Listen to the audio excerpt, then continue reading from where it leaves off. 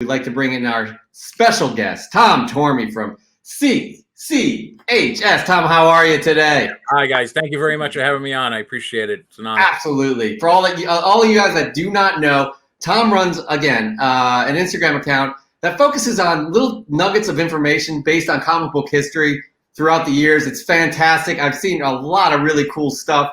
I'm excited to see his daily post every day, because I either learn something or it's like, oh yeah, I totally forgot about that. That's the kind of vibe I get with it. So Tom, again, we are super, super, super happy you're joining us today. Thank you again for taking the time. Oh, thank you. It's very high praise coming from you guys. I appreciate that. Absolutely, no problem. Indeed. Tom, so I wanted to mention before we start getting into the comic books themselves, and I if you don't mind me crowning you a comic book historian, I feel it's fitting. But tell us a little about your educational background, because we were talking about it a little before the show, and I think it might put things into context for our viewers, just to kind of get a little understanding of that from you. I'd be happy to. I am a teacher in the New York City Department of Education. I have been for about 20 years. Going back to my education, I have a undergraduate degree in history from St. Joseph's College here in Brooklyn. I went on to Brooklyn College to get my master's in history. I wrote my thesis on Superman comic books and how comic books can be used to study different periods of American culture and American history. I started with the original Superman comic books in '38, where he was this amazing social crusader and a literary extension of the New Deal, and then moved on to the 50s, 60s, where everything from the Red Scare and this whole fear of communism taking over, and then moving into the 70s, where comics were trying to really embrace the counterculture. Whereas in they did and you guys are very much aware, towards the 50s, become very bland imitations sometimes of themselves, where you could not differentiate between a Green Arrow comic book and a Batman comic book, where you get people like Denny O'Neil coming in the 70s and really putting their stamp on the characters by making them socially relevant yet again. Awesome. As I mentioned, I teach, so I try to really incorporate comics into the classroom as much as I can, whether it's the children. I teach middle school, so whether it's the children creating comic books and learning the art styles that are required to create. And it's not as easy as it sounds. Everybody thinks that comics are this really immature, juvenile thing, but really, as we're a testament to that, there's really a lot of subtext in there, and there is whether you're consuming and reading it or you're creating it, there's just so much to do with it. It's really fantastic. Indeed. I love that. Everything about that. It makes me wish my kids were going to your middle school there. Oh, that's an honor. Such an amazing gift to these kids. Right. Comics have come a long way. When we were kids, you had to sneak a comic book into the classroom, and now we're at the point where the schools are ordering these graphic novels. A graphic novels really makes them feel a lot better about ordering comic books when you say graphic novels. Because you say comic book, it still has that bam, pow kind of connotation that a lot of adults really shy away from. But when you call it a graphic novel, as we all know, really, the difference is inconsequential, but makes people feel a lot better at it. So when it comes to ordering, I always order graphic novels. I've never ordered a comic book. Indeed. All right. So looking at your platform, I mean, you really have utilized Instagram as your go-to platform, which I think has worked extremely well. Can you tell us a little about, what got you to that platform and why you chosen Instagram and have stuck with that?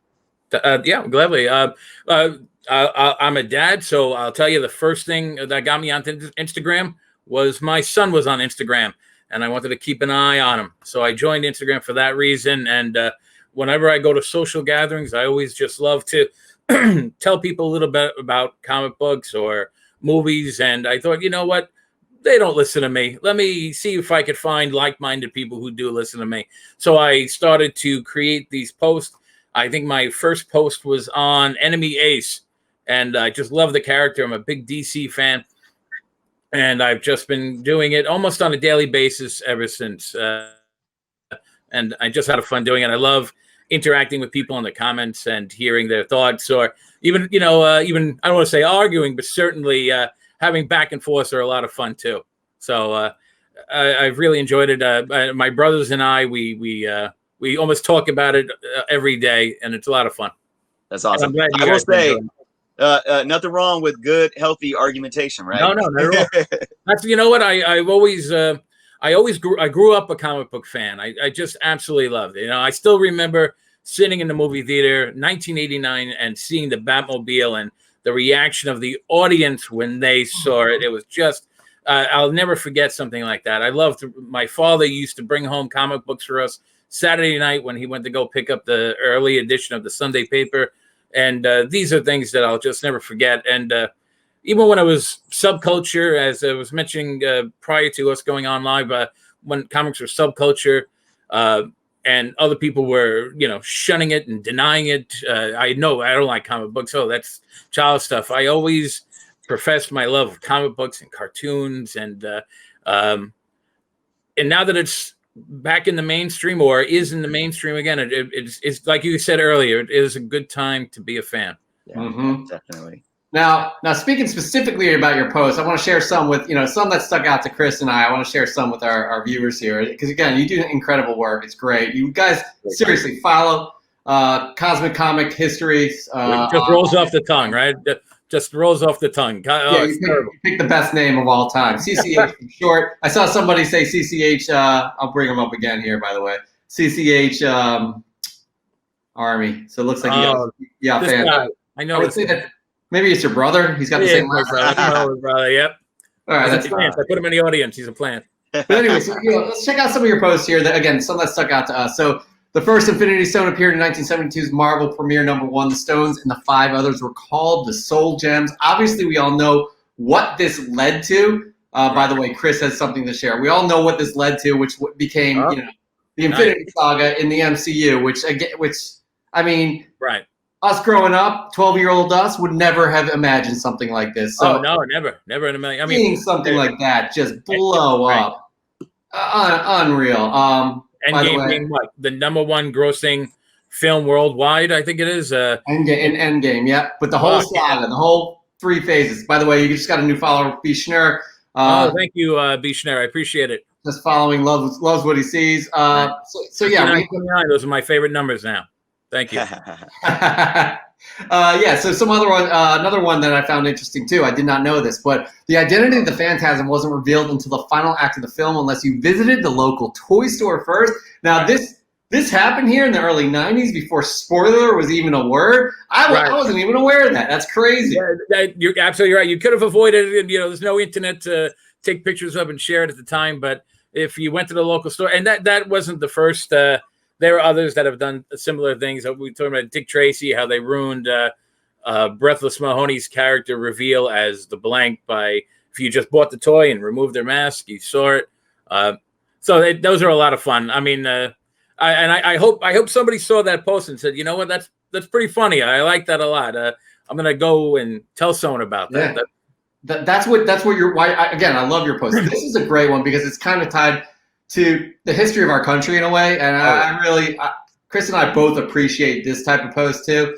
Don McGregor wrote the Adventures of the Black Panther against the Ku Klux Klan in the 1970s. The inclusion of the KKK cost McGregor his place in the industry. He has no regrets. That's fascinating. It really, especially in the 1970s, to really take a stand in the way that he did, and again, more than a lot of other forms of literature, even newspapers were hesitant to take on the Klan because they were quite powerful in certain regions of the South. So they were hesitant. If you go back, and now the great graphic novel Superman versus the Clan of the Fire. Oh, well, it's the radio show was called Superman versus the Clan of the Fiery Cross. And I think the comic book is just straight up called Superman versus the Klan, I believe it is, or which is based on that old radio broadcast.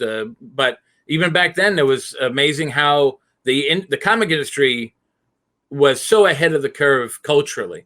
Marvel comic books were showcasing African American characters in their book long before the movie industry was really while the movie industry was using blaxploitation at that time. Marvel was putting them at the forefront and selling books with them. You know, you had Luke Cage books, you had Black Panther books, and these are things that, again, the industry was so far ahead of the curve when it came to culture.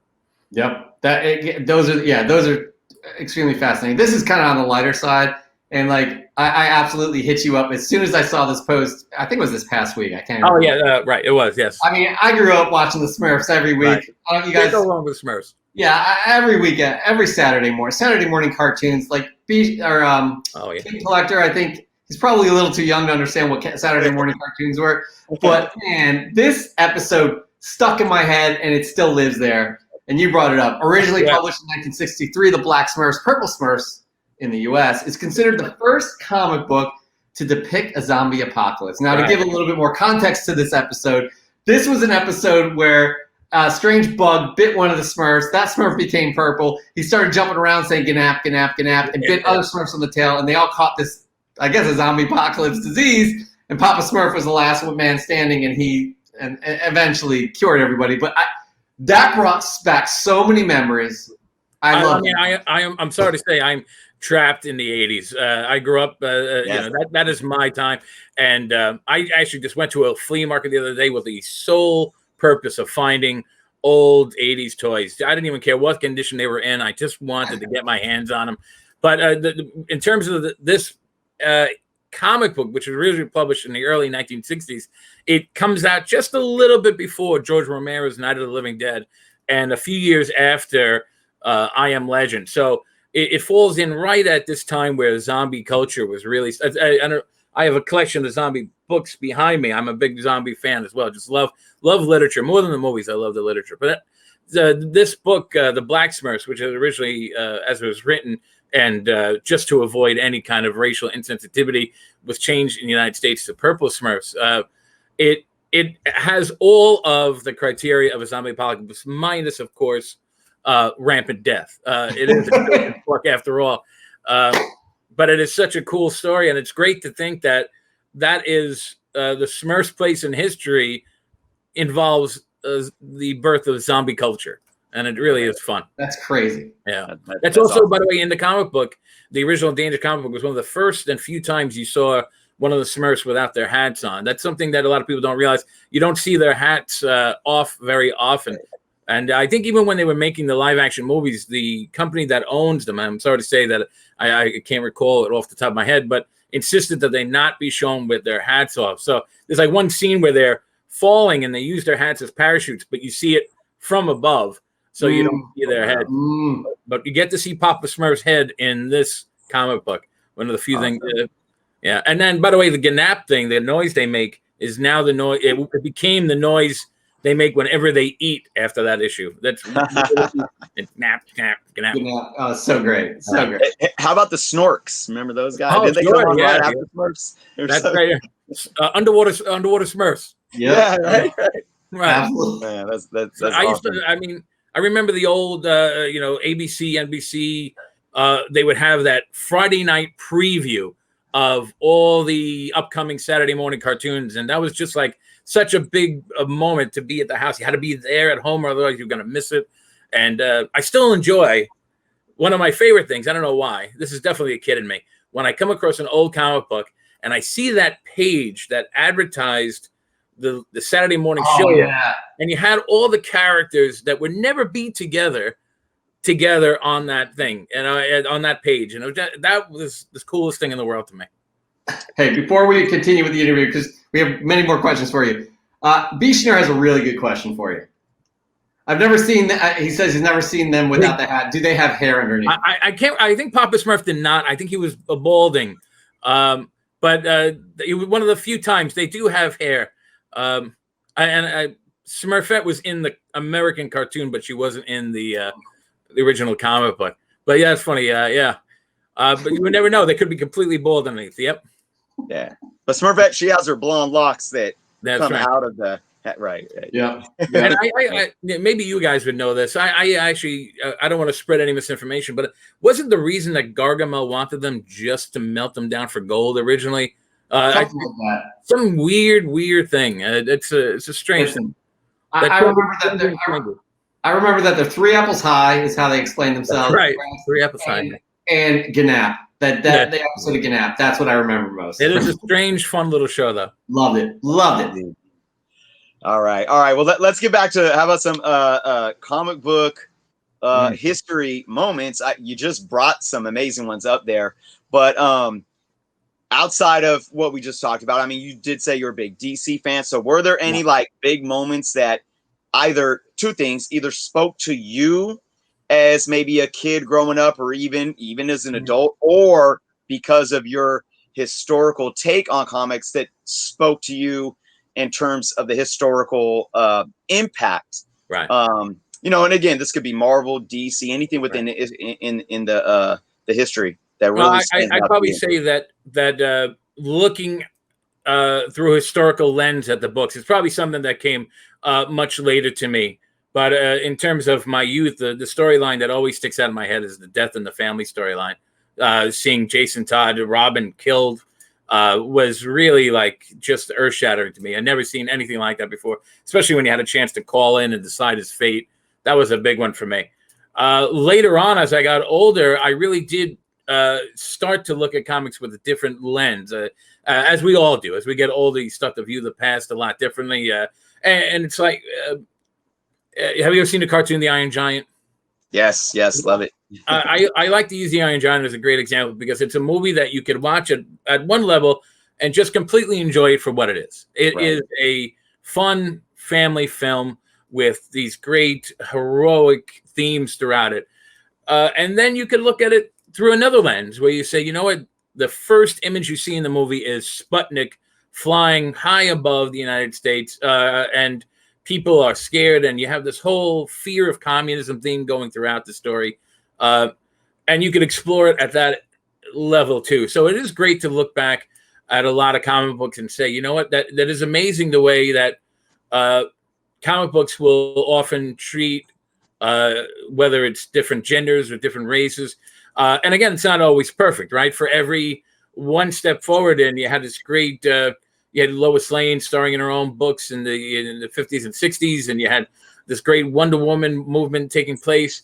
And then you have what familiar with the term fridging, where women are just used as props. And the great example of fridging was Kyle Rayner's girlfriend being killed and shoved in a refrigerator in a really gruesome, violent manner. So there's these both sides of the fence. You can enjoy comic books for what they are. You could learn from them, and you also learn that there's a lot of progress still we have to make. You know, in the 1950s, I believe. Geez, the years are escaping me. Lobo, not the DC Lobo, but the African American sheriff, the cowboy Lobo, one of the first African American characters. You could do a study just based on not the book itself, but its reception and how the community at the time, it was largely published, I believe, in Georgia, really worked so actively against the book's publication until it went out. And there's that different lens. As you get older, as you get more interested, eventually you could probably replace any textbook with a comic book. Because they speak volumes about a particular time period as well. Absolutely. Speaking of time periods, now we know there's the events that happen that arguably created the Copper Age, and that were Crisis on Infinite Earths for DC and Secret Wars for Marvels. You did say you're more of a DC guy, but if you had to pick Crisis on Infinite Earths or Secret Wars, I'm sorry to say, and I hope I'm not offending any Marvel fans, but Secret Wars to me was more of a toy line than it was a comic event. If you read some of the comics at the time, and then you read Secret War, it's almost as if they're completely different characters. They were not written with any Marvel continuity in line. They were written as I think it was Toy Biz that was making the Secret Wars line. How can we sell these toys? And the comics were a great way. Whereas Crisis was a continuity cleanup. You have at that point, probably what, I don't know, 50 odd years of history that you needed to clean up. 5 different Supermen running around. You have Superman hanging out with Superboy, which doesn't seem plausible at the time. But that was a great way to clean it up. And of course, that one moment where Flash perishes broke my heart. Absolutely. I love it. I love it. And hey, look, I'm more of a, I love both. I love Right. DC and Marvel. I'm more of a Marvel guy, though. Always been since a kid, but I can't argue with your take there for sure. So, well, let's talk about something that is very, very prevalent in the industry today. You know, we have I think the industry has evolved for collectors in terms of labels. I mean, you have a lot of speculation on books specifically because of labels. Obviously, probably most importantly, first appearances of characters and whatnot. We have a lot of industry leaders or third-party industry companies like CGC and CBCS that you go and get your books graded at. We have Overstreet for database and price guide. We have Go Collect. We have Cover Price. We have Key Collector Comics. We have all these things that where people go to all these sources to say, I want to know what the first appearance of that character is, or the first team up of these two, or something like that. Yeah, that's always fun. Yeah. So, my first question pertaining this is, do you feel that there is a industry standard or at least a precedent that's been set for these labels, or do you feel like we are still at a time where this big, it's such a big debacle and argument because there really is nothing streamlined and set in stone to clearly define these labels? I'll go against the industry standard because I think right now the industry standard is first appearances, as in first full action dialogue is what people are counting as the moneymaker. If they're going to speculate on anything, it's going to be that one. I personally, I love cameo appearances prior to the full-on appearance, whether you're talking about like Gambit appearing in a few panels before he made his full debut, whether it is I love, as I mentioned prior to the show, I love those little ads that you see that announce the coming of a character. So we have this Batman coming next week, and then or next issue, and then Detective Comics 27 comes out. I'd love to get my hands on 26 to get that little ad. I think that's a lot of fun. But the industry does not really value the cameo that much. I think with Hulk, like 180, you could probably get, 180, you could probably get it for $500, whereas 181, you're going to pay like $1,500 just because you want to get that full appearance of Wolverine. So, I mean, I can understand it. I don't like to speculate. I'm not a collector as myself, as yourself. I can see the beautiful long boxes behind you. They're very impressive. But it always makes me harken back to like the 90s when I have that vision of people standing online around the block to get their copy of The Death of Superman in that black bag. Everybody at DC knowing full well that in a year's time he was going to be back in the books. Right. And people buying these things in bulk, not realizing that the concept of buying in bulk is going to devalue it, thinking they're going to put their kids through college. And that almost killed the industry. That, and I'm sorry to say, I'm going to blame Marvel, the Clone Saga. You combine both those things and you have Death of... you know what? Forget what I said. It's not Superman's fault. It's just Marvel's fault. Superman would never do anything wrong. It goes back to like I see someone mentioned like Lois Lane, and that's great stuff. Do you know that Lois Lane was the first Silver Age? That's awesome, right? That's great stuff. But I do value like her first appearance. I think that's gonna be Superman #1 anyway. Action Comics, but still, I'm against that industry standard where it values the first full appearance. I'll take that cameo. I think that's a lot of fun. What was it? Spider-Man, Amazing Spider-Man 299, which is the short snippet of Venom before his full-on appearance in 300. I don't know. I just think it's really cool. I'd rather have 290. Personally, I'd rather have the cameo. Yeah. Well, let me ask you this, because I know you've been around for a while, either as a collector in your early days, or just as a novice and a historian, and doing my research. Because right now I'm really big personally on diving into this and really making it a research project in terms of where these terms came from and how they evolved. Because if you go back to pretty much around 1991 and prior, if you go back to anything Marvel published, whether it be their trading cards or anything that had any kind of details, what you go back to the old Overstreets, even some of the early Wizards, there was no mention of cameo, and they called Hulk 180 the first appearance of Wolverine. Right. They called ASM, they actually originally called ASM 298 the first appearance of Venom, because he was in a shadow. But then they later changed. That's probably what well, no, 299 does have the back page full body shot of him. Okay. I'm sorry. I was referring to 298, that one panel, right? Right. So do you? My take on this is that I think with the advent of the internet, right, and with more speculating becoming more of a widespread thing, you have the internet where people are being able to either receive information quickly or put out information. And then a few years later, you get a company like CGC, which is supposed to solidify industry standard. Yeah. Do you remember where kind of that change in trying to insert that term cameo kind of came in and stuck, or is it just kind of? I think a lot of the speculation came.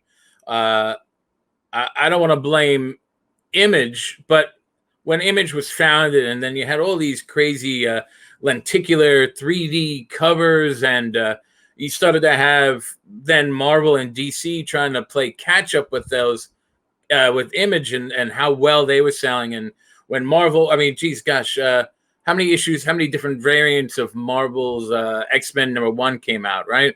And I think it's still the highest selling book of all time. I'm pretty sure of it.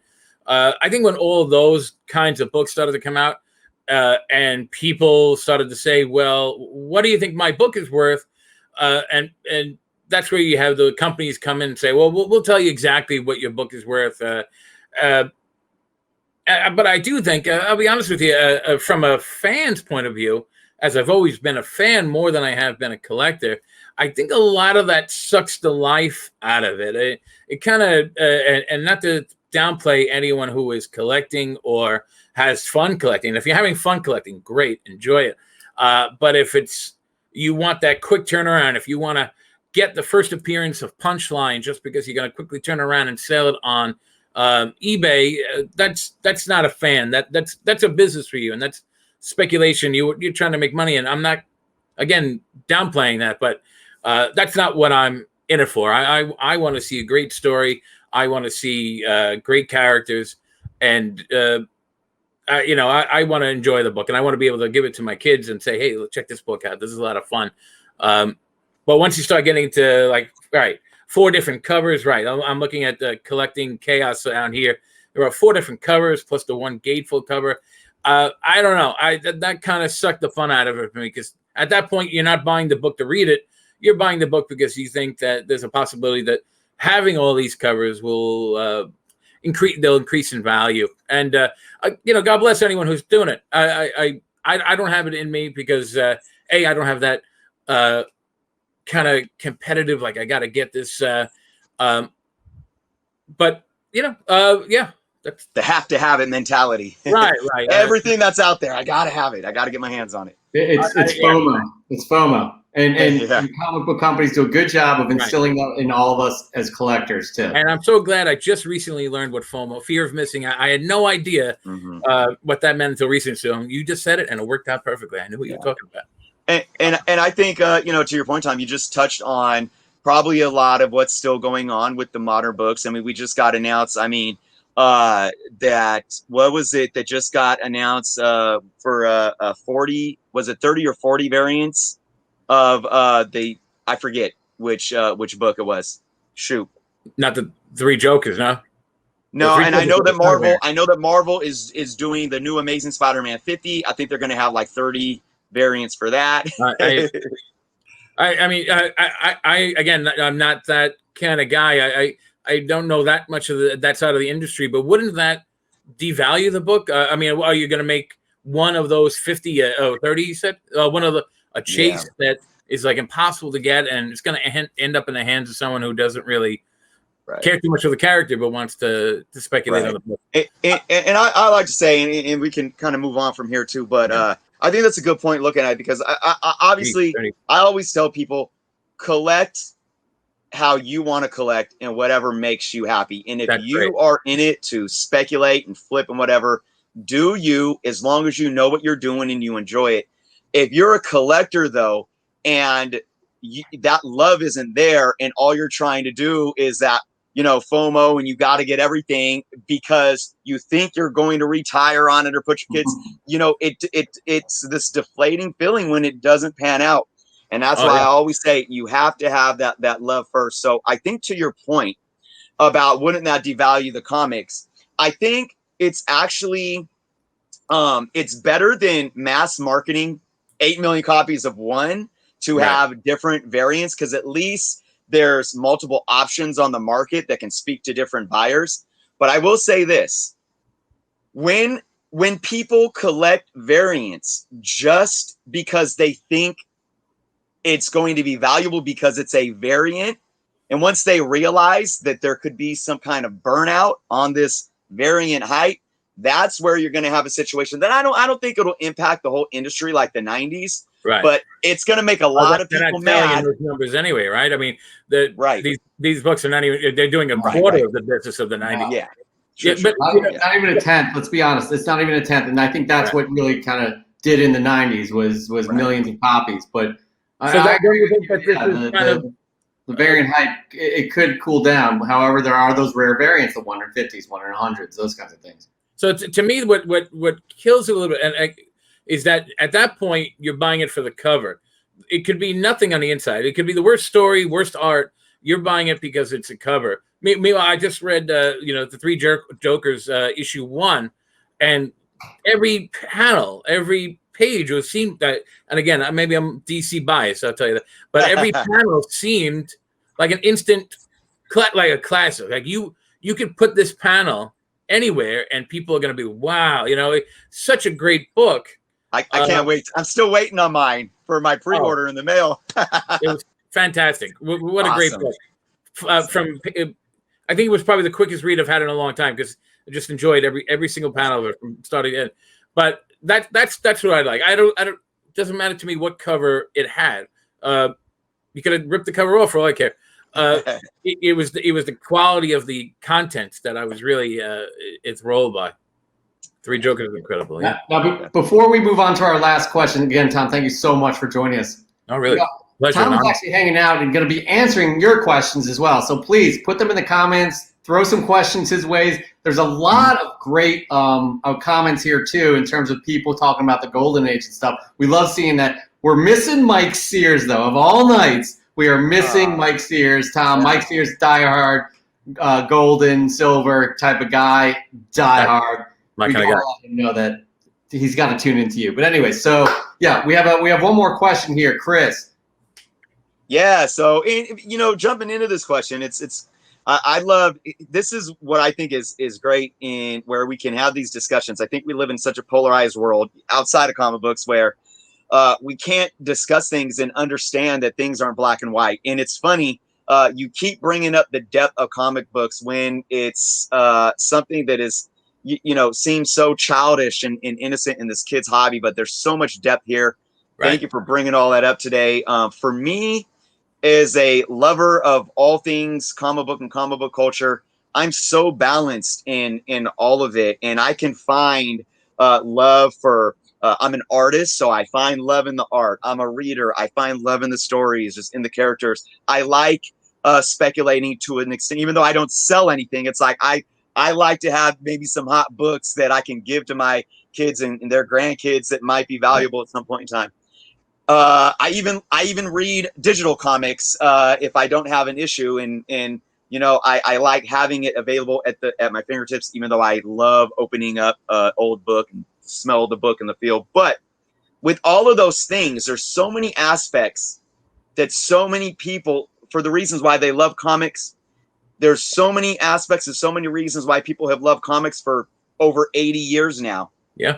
With that being said, where do you feel comic books and the industry as a whole will be in 20 years? Oh God, hopefully around. Not if Warner Media has anything to do with it. I always tell people, and I always felt that comic books were just the perfect medium back in the day, because reading a book, kids have a hard time placing where a character is, whether it's a physical location or whether it's a time period. They have a difficult, and it could be the most descriptive character ever. They sometimes have a hard time picturing what the character looked like. Whereas on the other hand, you had movies, which in the 1950s, if you wanted to see a movie about space, you were looking at a plate painted gray and dangling on a string. And so where the books gave you too much imagination and the movies kind of killed your imagination, comic books were perfect. They were just limited by the expertise of the writers and the artists, and they can make anything come alive, no matter how fantastical. But movies have caught up. Movies can, special effects wise, make a spaceship that I couldn't even dream of. They're doing a great job, and I think Warner, for example, and Marvel, I do think that they are now beginning to realize that with all these characters on their hands, that it is better suited. It is acceptable now to put them on TV and put them in movies, and as Endgame is now the highest grossing film of all time, it's really hard to argue with that logic. And as you in your last episode, you guys were talking about how amazing DC fandom was, and it was great. But at the end of the day, not a lot of comic news was coming out of it. It was mostly about their television and movie portion. And prior to that, of course, this big purge that took place where Warner was firing, like a third of the DC staff. I just don't think they value the printed book anymore. And I'd like to think that there's going to be a rubber band effect where that will kind of snap back. But unless comic books start reappearing in local stores and, comic book shops, I live in Queens. I can't even think of any comic book shops near me. I know Midtown opened up one in Astoria. The closest one to me, I think, is in Brooklyn. Great little comic shop called Bulletproof Comics. But those are hard to get to for children. It's almost impossible for them to get to these comic shops. It has to be readily available, and it's not. And I think if you keep going at this rate, the print book is dead. I think it's going to go digital, which is putting it in the hands of the fans. If a kid wants to get a comic book, whether it's DC Universe, which is probably closing up shop at the end of the year, whether it's Marvel and their streaming services on Comixology, all these great streaming services. That's good. His local comic book shop is only 20 minutes away, right? But that's not everybody, unfortunately. No, it's still there. The Bulletproof. Still by the sorry, I'm reading the comics. Anyway, Bulletproof by the Junction. No, it's still open. They do a lot of. It looks like they do a lot of Dungeons and Dragons. Yu-Gi-Oh and all that stuff. Right. Probably try and compensate for. Yep. I would imagine the comic industry not being able to. At the end of the day, it's not enough. It's not enough anymore. It was, but if it keeps going at this rate, I think the only way we're getting our books are digital. That's my opinion. I don't know. Hopefully, I'm completely wrong. Yeah. I think no, a lot of valid points. I hope you're wrong too. In general, I think we are seeing a lot of those things happen. Though I'm very optimistic about the physical book staying around. But again, we have to stay with the times, and technology is moving ever so fast. It's like even with the Internet of Things and our devices, devices are going to not be physical things. They're just going to like appear in thin air, and we're going to be doing the Iron Man to our comic books, like, right here. Right. Like, you mean what? You're just staring into the road, like, I'm reading a comic book, guys. Right. Right. But I see someone wrote here that the card games are the only way these stores are staying in business, and it's a shame that they have to. I mean, listen, again, that's a whole different subculture, and God bless them, they're interested, and that's pretty cool stuff. If you're a fan of anything and you're having a fun time, as you mentioned, whether you're speculating, whether you're just reading, whether it's cards, God bless you. Have a great time. Enjoy yourself. I'll never knock anyone for being interested in anything. Have a passion and follow it. Beautiful. But at its core, these stores, the local comic book shops, are turning to the card games because it's their lifeline now, where it shouldn't have to be. There should be a direct correlation between Endgame being the #1 movie of all time. That should have boosted comic sales exponentially. And it didn't really I'm sure it didn't have that intended effect because Endgame was easy to see. It's in every theater. Now it's on Disney Plus. Everybody could see it. Comic book shops, they're dying, unfortunately, but the movie's easy to get to. The comics are not. If they were easier to get to, I think they would have a reciprocal relationship. Yeah, indeed. And hey, and we're spoiled in the States because I was just chatting with some folks in the UK and in Australia, and how if you're looking at, like, we can easily make a previews order from Midtown or My Comic Shop, and right. They're looking at 3 times the cost of the books just for shipping. So it's crazy. Yeah, it's a shame. It's a shame. It's all because of the Clone Saga. Sorry. You've mentioned that a few times here. A lot of hate for the Clone Saga. Well, how about that? On that note, in terms of the interview, we really appreciate all that you've given to us. You were super knowledgeable. I mean, Andrew Kahn, Tom is a plethora of comic book knowledge, and we are grateful to have you on this show. And we're going to hope to do some more things with you if you're open to it. We'd love to have you back. Oh, I'd love to be back. This was a lot of fun. You guys are great to talk to.